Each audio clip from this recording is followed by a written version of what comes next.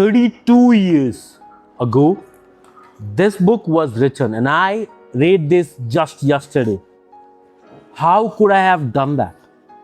This tiny looking book happens to be one of the most powerful book on business written in 66 pages. And do you know what makes it special? The author wrote it in one sitting.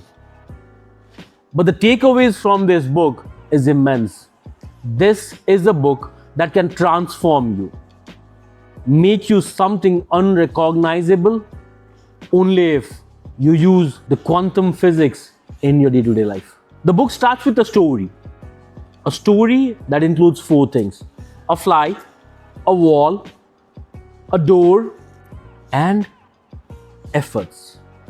There is a fly that is stuck in a room, hitting the window time and again effortlessly until it falls and it dies.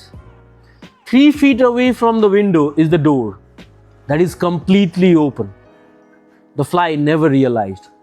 You and I are those flies.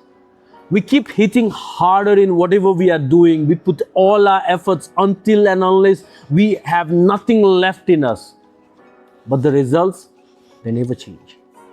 The fly could have stayed alive if it could have changed that direction just 3 feet away from the window. It could have been free, staying alive, flying in this beautiful world. But instead, it focused on putting more effort. It hit the wall, it fell down, it came back, it went back again, time and again, did it repeatedly until it lost its life. You and I, do we really want to be that fly? Or do we want to be the caterpillar? The same caterpillar that dissolves itself completely, and the outcome? A beautiful butterfly flapping its wings, going around making people smile and being complimented for its beauty. Now, this book talks about not being realistic. In a realistic world, what we talk about is growth has to be systematic. It has to be realistic. You got to be following steps. You got to be going the right way. The path has to be certain. 10% improvement in whatever you are doing is possible. After you get that 10% right, then you go for 20%. However, we forget one thing. The effort it takes to improve that 10%, 20%, or maybe 10 times whatever you are today could be the same. It's just that the direction has to change. We cannot keep on walking the same way and expect to be sprinting the day after tomorrow. We got to start running, because only then we are out of our comfort zone. Oh, I'm sorry. It's not comfort zone. I would like to call it the danger zone. It's a danger zone because as long as we are in our comfort zone, we are deprived of growth. We are deprived of this quantum leap that the author is talking about. Let's take some example. When Steve Jobs came back to Apple, he didn't think of making Apple better by 10%. He shut down most of the product lines, keeping 4 alive, and then brought back few products. Products like iPad, EarPod, iPhone. And all of a sudden, Apple became one of the best businesses in the world. Why? Because Steve Jobs didn't want one thing at a time. He wanted to change the way Apple was known for. And he successfully did so, because Apple we know today is considered one of the best businesses in the world. And this is not just Apple we are talking about. We can also talk about Microsoft. When Satya Nadella took over Microsoft was struggling. He didn't wanted to improve Microsoft. He wanted to change Microsoft, because of which he used cloud and collaboration. It speaks for itself. It screams for itself. The reason why I say scream instead of speak, because the price of the share of Microsoft went up to 400 and above from just 38.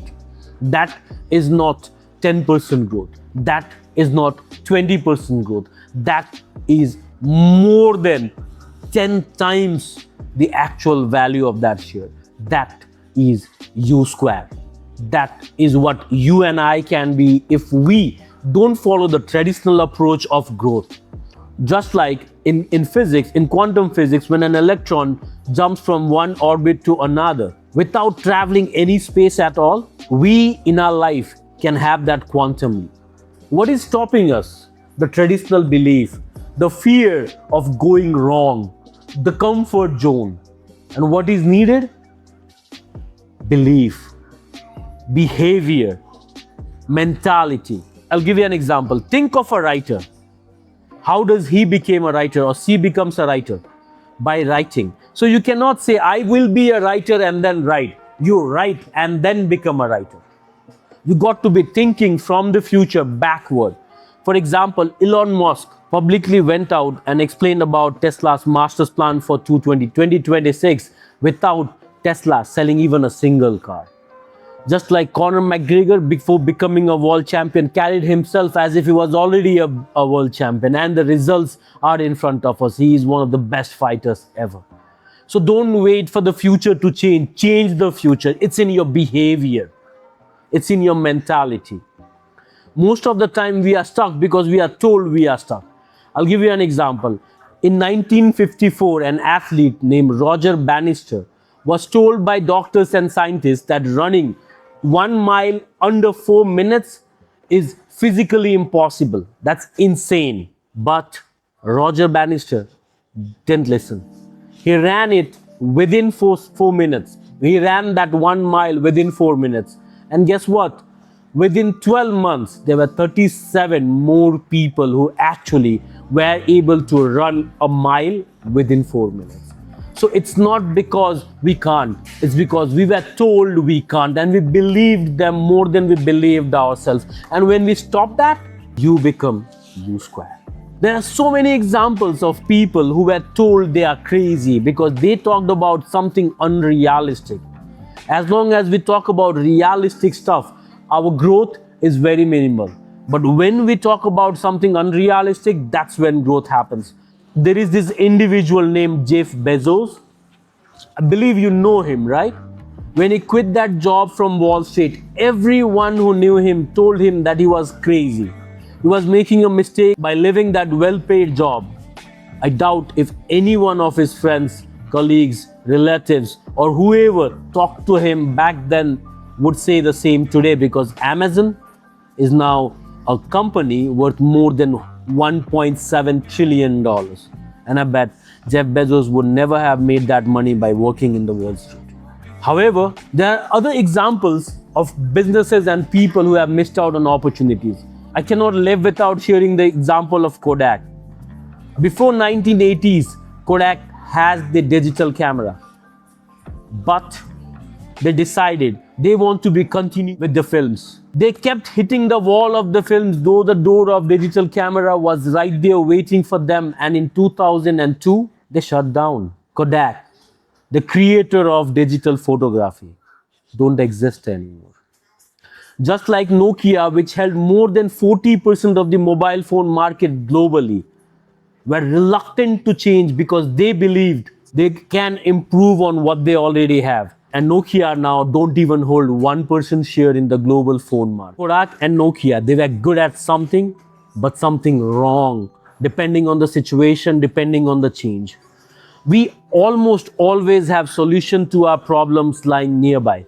But what we do, we just walk straight. We just work hard. But this book tells you not just to work hard, but to think differently. To change the direction if things are not working, if you are not growing in your job. Think of why you are not growing rather than just working hard. If your business is not growing, think of how you can grow. Maybe you got to be doing something different rather than just working late hours and coming to the office early. Maybe there is something that you are missing. Focus on that, and that's when you will become You². Because growth don't have to be stable. Growth could happen in quantum leap. You can be someone unrecognizable in lot lesser time than the time you need to be improving yourself by 10%. If you are putting that effort, that time, that energy, then make sure you're not just improving 10%, you're improving tenfold. If you want to be hearing for more book reviews and opinions on different books just like this, subscribe my channel. ओइ के भन्ने पनि थाहा छैन म यो क्लोजिङमा चाहिँ hello Anamika ma'am Anamika ma'am एकै second ल अनामिका म्याम मैले इन्टरप्ट नै गरेँ आम रियली सरी मलाई क्लोजिङै आएन के गर्ने क्लोजिङ त भयो होइन तर त्यो कल टु एक्सन लास्टमा केही नै भएन सम्झे so if you have not read this book just like I had until yesterday make sure you rid it because this tiny little book has lot more than most of the big bulky books that are laying around in the corner somewhere in your house. This is a must read book because this is written by someone who has had a say in most of the Fortune 500 companies as an advisor. Don't miss out on this book by Pritchett. Don't miss out on this book by Pritchett. You will regret if you don't read this book. Sorry. But I didn't want one.